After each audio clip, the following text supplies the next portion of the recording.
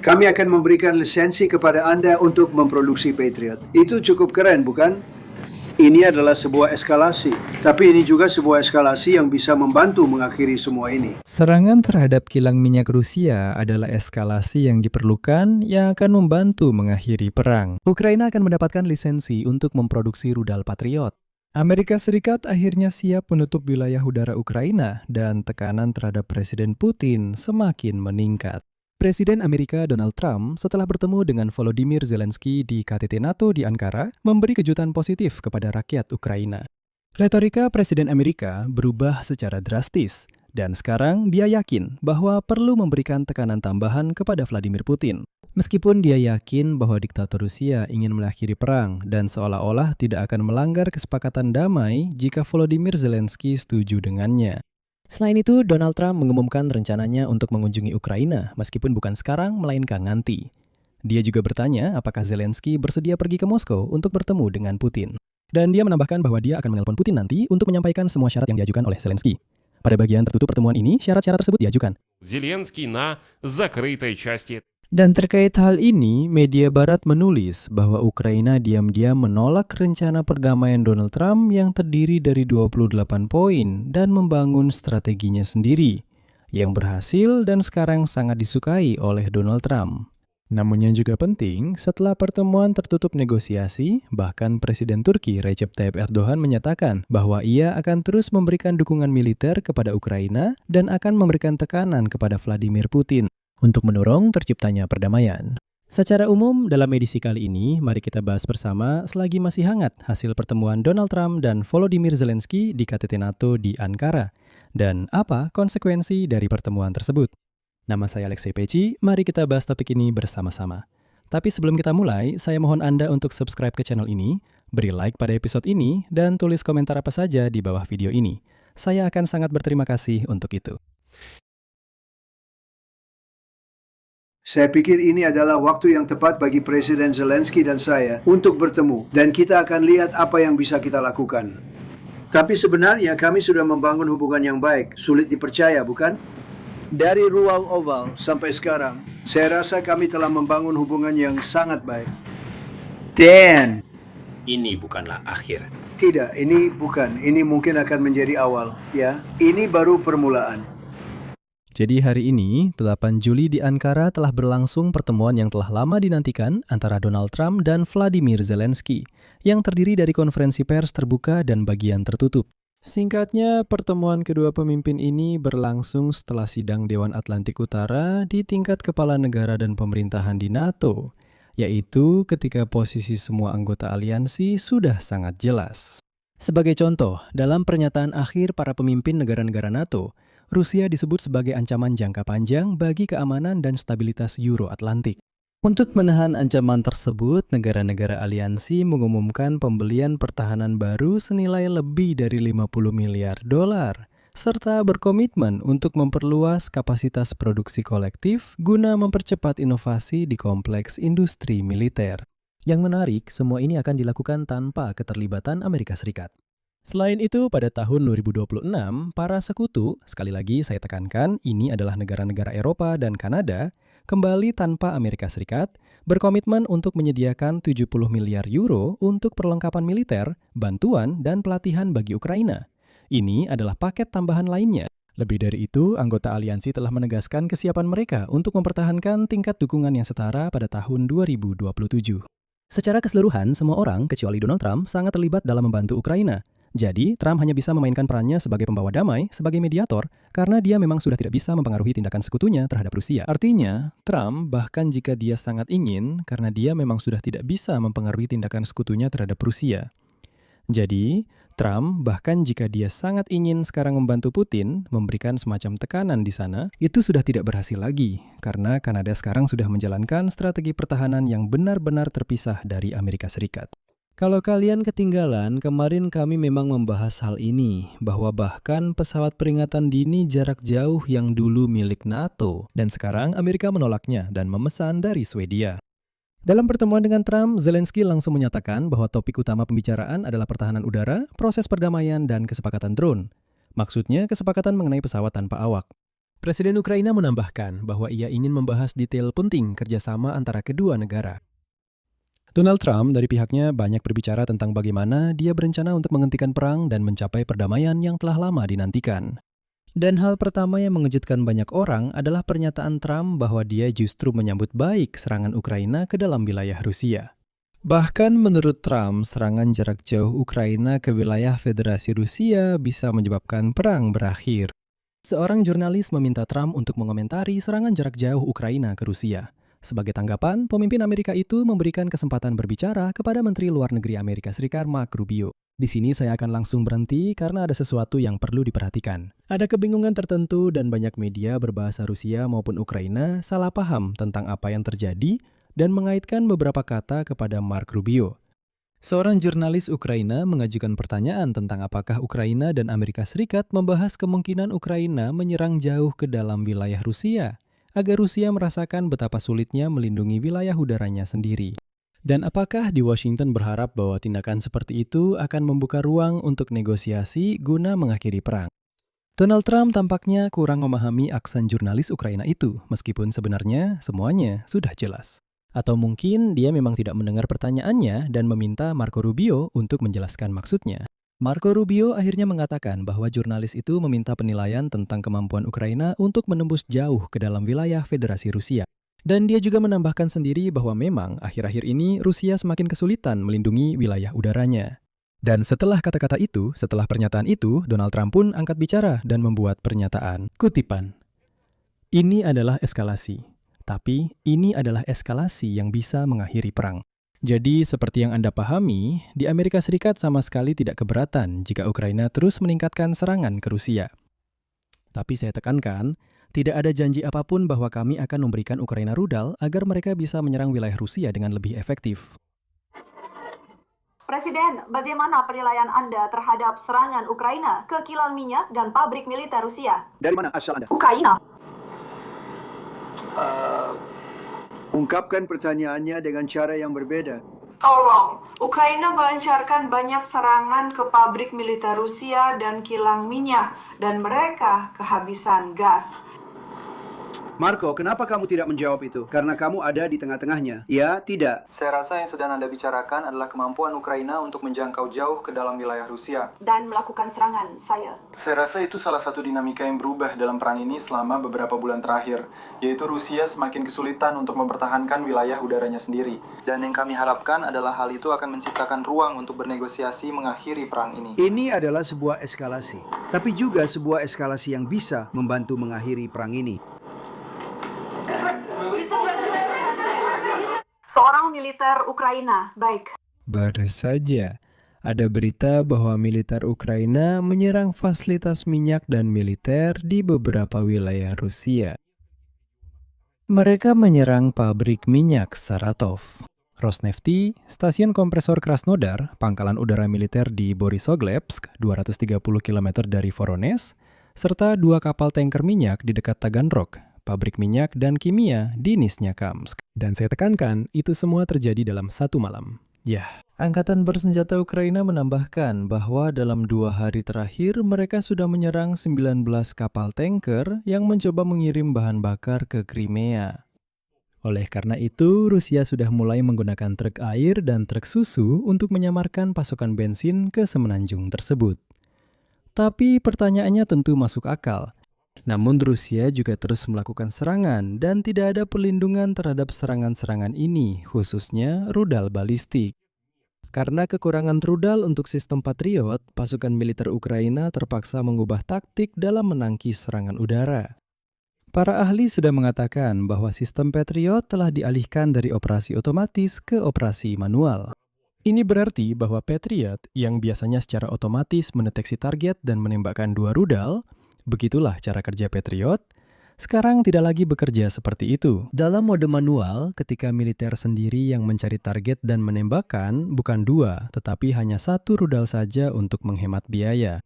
Alasan utama penurunan efisiensi dalam menangkis serangan adalah karena kekurangan rudal Patriot yang sangat parah. Nah, di sini Trump juga telah melanjutkan perangnya dengan Iran.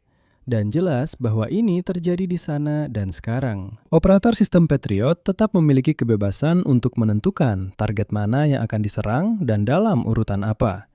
Oleh karena itu, pasukan militer Ukraina terpaksa menilai nilai objek udara agar tidak menghabiskan rudal yang langka dan mahal untuk drone Rusia yang murah dan hanya menembak target yang benar-benar bernilai dan berbahaya. Nah, ada terobosan di sini. Ini adalah berita yang paling saya tunggu-tunggu secara pribadi dan saya sempat berpikir apakah itu akan terjadi atau tidak. Selanjutnya saya akan langsung mengutip Donald Trump, lalu kita akan membahasnya. Saya rasa kalian akan mengerti semuanya sendiri. Burung kecil membisikkan kepada saya bahwa hari ini kita akan berdiskusi dengan Zelensky, bahwa kita akan memberikan Ukraina kemampuan untuk memproduksi Patriot. Kita akan menunjukkan kepada mereka bagaimana caranya. Sebenarnya ini adalah proses yang sangat rumit, tapi kalian akan segera memahami kerumitan ini. Dan kita hanya sedang membicarakan hal ini. Dan perusahaan yang memproduksinya dan sekarang sedang membangun 4 pabrik akan melakukan ini dalam 2-3 bulan. Kamu pesan Patriot, sekarang kamu harus menunggu lama. Begitu juga dengan Tomahawk. Kita punya banyak peralatan tertentu, tapi itu disebut elit. Jadi salah satu hal yang akan kita bicarakan adalah bahwa kita akan memberikan Ukraina lisensi untuk memproduksi peralatan ini. Keren kan? Jadi kamu tidak bisa mengeluh bahwa kami tidak cukup seperti kalian. Kami akan bilang, lakukan sendiri. Jangan bilang burung kecil yang memberitahuku ini tentang fakta bahwa kita akan memberi mereka hak untuk membuat Patriot. Kita akan menunjukkan kepada mereka caranya. Sebenarnya ini sangat kompleks, tapi kamu tahu, semua perusahaan akan segera memahami kompleksitasnya. Dan kita sedang membicarakan hal itu. Dan kami akan perusahaan yang membuatnya, yang sekarang sedang membangun 4 pabrik, Anda tahu. Semua perusahaan kami bisa melakukannya dalam 2-3 bulan jika Anda membeli Patriot. Sekarang Anda harus menunggu lama. Dengan Tomahawk, kami memiliki banyak peralatan tertentu, tapi dengan yang mereka sebut peralatan elit, dan kamu tidak selalu membutuhkan peralatan elit untuk sebuah perang. Tapi salah satu hal yang akan kita bicarakan adalah kami akan memberikan lisensi kepada Anda untuk membuat Patriot. Itu cukup keren, bukan? Dengan cara ini Anda tidak bisa mengeluh bahwa kami tidak memberi mereka cukup. Saya bilang, buat saja. Sendiri. Benar-benar merupakan terobosan nyata untuk hari ini, saya tekankan di seluruh. Hanya ada 2 negara yang menerima lisensi seperti itu untuk produksi roket Patriot di luar Amerika Serikat, yaitu Jepang dan Jerman. Artinya, bisa dibilang di seluruh dunia. Hanya Amerika Serikat, Jerman, dan Jepang yang memproduksi rudal PAC-3 ini. Tetapi di Jerman, saya tekankan, baru mulai mempersiapkan kapasitas produksinya. Namun Ukraina, Amerika Serikat berjanji akan membantu dengan cepat membangun produksi rudal PAC-3 yang memang digunakan untuk melindungi dari roket balistik orang Rusia. Nah, dan penting untuk dicatat bahwa delegasi Ukraina hadir di KTT G7 pada awal Juni. Selain itu, Trump membuat pernyataan yang sangat mengejutkan. Donald Trump mengakui bahwa dia bisa mendeklarasikan zona udara di atas Ukraina. Menjawab pertanyaan jurnalis saat konferensi pers bersama Zelensky, Trump mengatakan hal itu, bahwa dia bisa mengambil keputusan untuk membuat zona larangan terbang di atas Ukraina jika itu dianggap tepat dan dapat membantu mengakhiri konflik. Di sini ada momen yang cukup membingungkan, dan saya pikir nanti kita akan mendapatkan penjelasan lebih lanjut. Karena Trump selanjutnya menyatakan harapan bahwa hal itu tidak perlu dilakukan, dan kesepakatan damai akan tercapai tanpa itu. Trump juga menambahkan bahwa setelah perang berakhir, Ukraina akan menerima semua jaminan keamanan yang diperlukan dari Amerika Serikat jika terjadi serangan ulang. Apa artinya ini? Nah, di satu sisi, ini bisa berarti bahwa sebagai bagian dari jaminan keamanan, Amerika Serikat dapat sepenuhnya mengambil alih perlindungan langit Ukraina dari serangan Rusia di masa depan. Artinya, bukan sekarang, tetapi hanya setelah perang berakhir dan sebagai bagian dari jaminan keamanan. Namun di sisi lain, perhatikan retorika Trump yang mengatakan bahwa jika itu bisa membantu mengakhiri konflik, maka dia siap untuk memberlakukan zona larangan terbang ini. Artinya yang dimaksud adalah penutupan langit Ukraina. Itu adalah sesuatu yang sudah diminta Ukraina sejak awal perang besar-besaran. Dan di sini, sampai sekarang masih belum jelas apa sebenarnya yang siap dia lakukan. Tapi sekali lagi, retorikanya sendiri sudah cukup disukai. Artinya, setidaknya tidak ada penolakan secara tegas. Trump dan Zelensky juga membahas inisiatif perdamaian. Dan menurut Trump, upaya untuk mencapai kesepakatan damai guna mengakhiri perang masih terus berlangsung. Namun, prosesnya tidak mudah. Presiden Amerika membandingkan perang di Ukraina dengan perkelahian dua orang di taman, kutipannya. Kadang-kadang mungkin perlu membiarkan mereka bertarung. Namun Trump lupa menyebutkan satu hal penting di sini yang hari ini kembali disorot media barat. Bahkan surat kabar favorit Trump, New York Post, hari ini menulis tanpa basa-basi sama sekali. Zelensky menolak rencana perdamaian Amerika Serikat dan menawarkan pendekatan baru kepada Trump untuk mengakhiri perang dengan Rusia. Sebelum lanjut, saya akan mengatakan bahwa sebenarnya ketika Trump mengatakan bahwa ini adalah perkelahian dua orang di taman dan mereka hanya perlu dibiarkan bertarung, dia agak kurang paham bahwa iya, dia memang memberi kesempatan untuk bertarung, tetapi pada akhirnya Ukraina benar-benar mengubah aturan permainannya secara drastis. Seperti yang ditulis oleh New York Post, Ukraina sepenuhnya meninggalkan rancangan rencana 28 poin untuk mengakhiri perang dengan Federasi Rusia. Dan sekarang, dengan mempertimbangkan perubahan kondisi di medan perang, berusaha mendapatkan kesepakatan yang lebih menguntungkan. Jika Anda lupa, saya ingatkan bahwa yang dimaksud adalah rencana perdamaian 28 poin yang secara pribadi didorong oleh Donald Trump setelah negosiasi dengan Putin di Alaska. Nah, saya yakin sekarang sudah sangat sedikit orang yang masih ingat tentang rencana itu. Saya ingatkan lagi, musim libur lalu kita sempat membahas rencana perdamaian yang terdiri dari 28 poin. Masih ingat itu? Jadi, New York Post mengakui bahwa Ukraina benar-benar membuang rencana itu dan sepenuhnya membalikan permainan. Dan inilah yang ditulis oleh New York Post, berikut kutipannya. Tidak adanya negosiasi tiga pihak terjadi di tengah menguatnya posisi Ukraina di medan perang, yang menurut Duta Besar Ukraina untuk Amerika Serikat, Olha Stefanisina, memberi kita alasan untuk berpikir lebih kreatif tentang mengakhiri perang. Sementara itu, pejabat Ukraina melihat ketidakpuasan Donald Trump yang semakin besar terhadap Vladimir Putin sebagai peluang untuk menekan Kremlin agar menghentikan perang. Seorang narasumber lain dari media tersebut menyatakan bahwa sekarang direncanakan untuk mengalihkan perhatian pada taktik tekanan baru yang bertujuan memaksa Moskow meninjau kembali posisinya.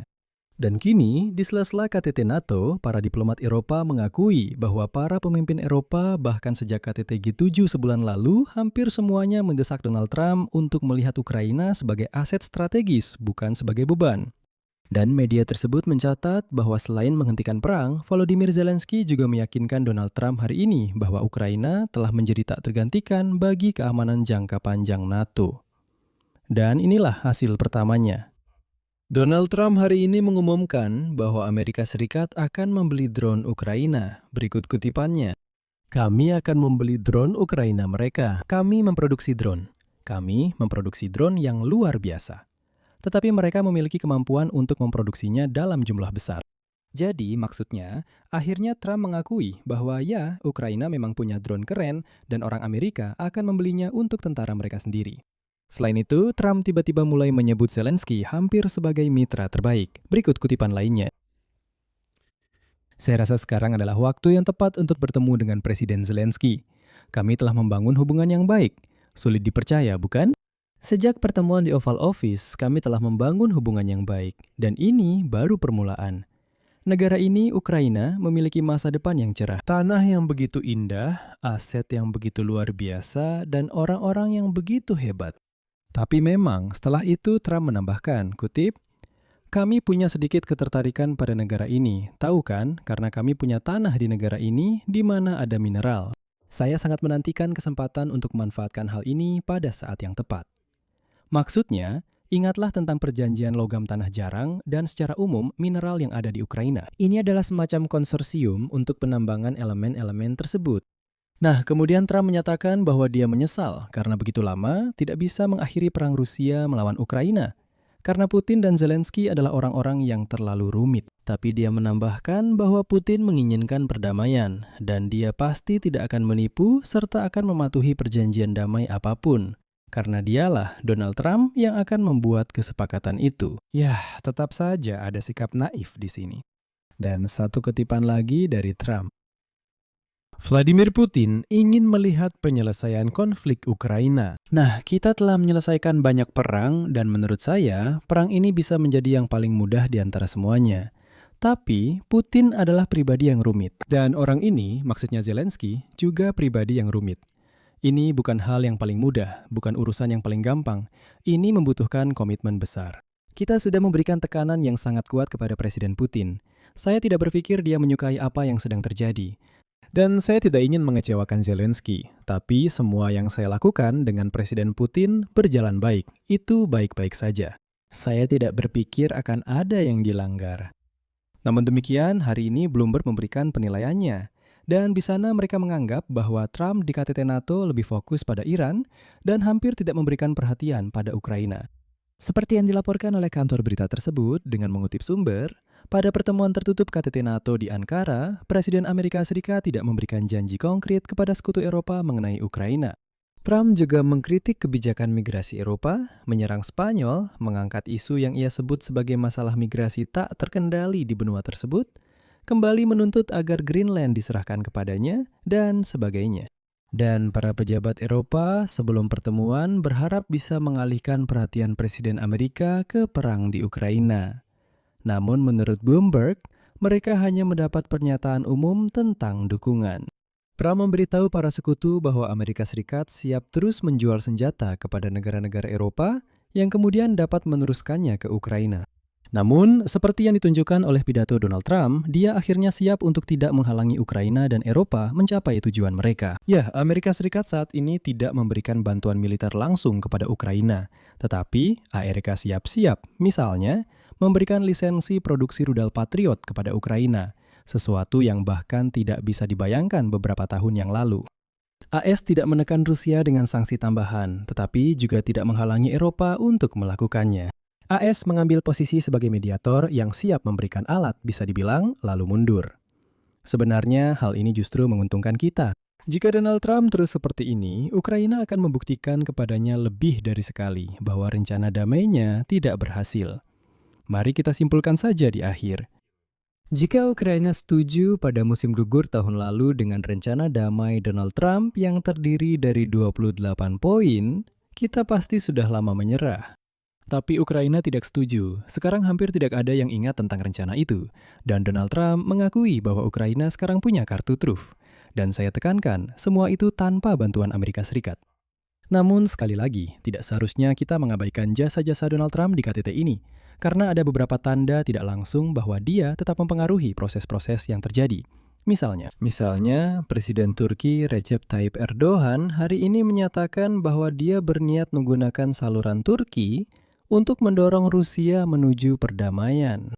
Dan yang lebih penting, Recep Tayyip Erdogan menyatakan bahwa Ankara akan terus memberikan kontribusinya dalam kerangka inisiatif internasional plural untuk pendanaan persenjataan Ukraina. Dan selanjutnya saya akan menyampaikan kutipan yang sangat penting dari Recep Tayyip Erdogan.